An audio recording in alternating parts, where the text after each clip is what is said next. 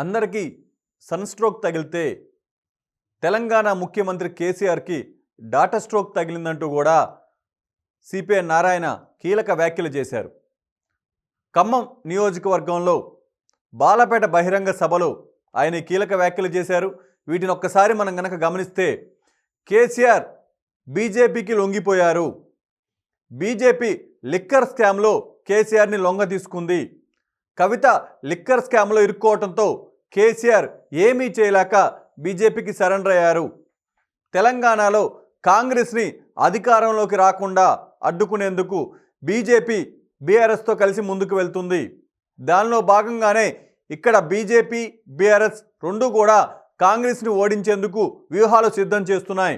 కాంగ్రెస్ పార్టీని ఓడించడమే లక్ష్యంగా BRS BJP రెండు కూడా పనిచేస్తున్నాయంటూ కూడా సిపిఐ నారాయణ మాట్లాడారు.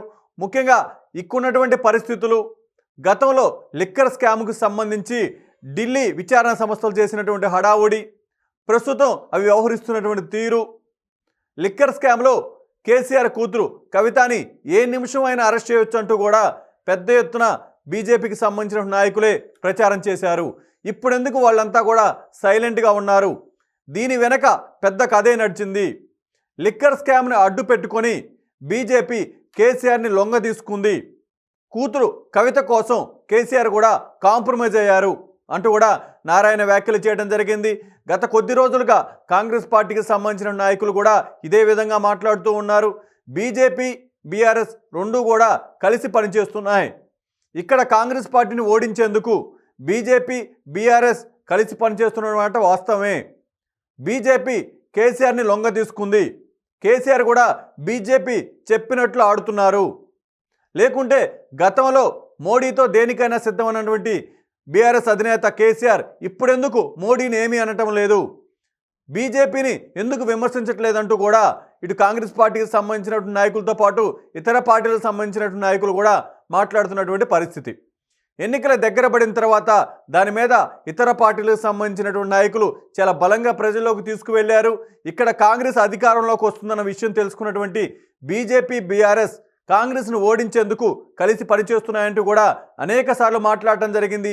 ఆ వ్యాఖ్యలకు బలం చేకూర్చే విధంగా ఎన్నికలకు సంబంధించినటువంటి ప్రచార సమయంలో ఇటు నారాయణ ఈ విధంగా మాట్లాడటం అయితే కొంత సంచలనమే అని చెప్పుకోవాలి.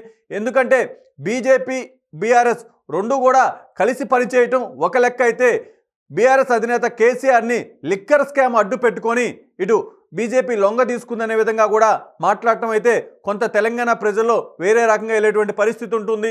ఈ 4-5 రోజుల్లో కూడా బీజేపీ అగ్రనాయకులంతా కూడా తెలంగాణకు వచ్చి ప్రచారం చేశారు. బీజేపీకి కొంత గ్రాఫ్ కూడా పెరిగిందంటూ కూడా బీజేపీ చెప్పుకుంటున్నటువంటి పరిస్థితి. అయితే నారాయణ చేసినటువంటి వ్యాఖ్యలతో బీజేపీకే కాదు బీఆర్ఎస్కి కూడా కొంత నష్టం కలిగేటువంటి అవకాశం ఉంది. ప్రస్తుతం తెలంగాణ రాజకీయాల్లో ఇదే హాట్ టాపిక్గా మారింది.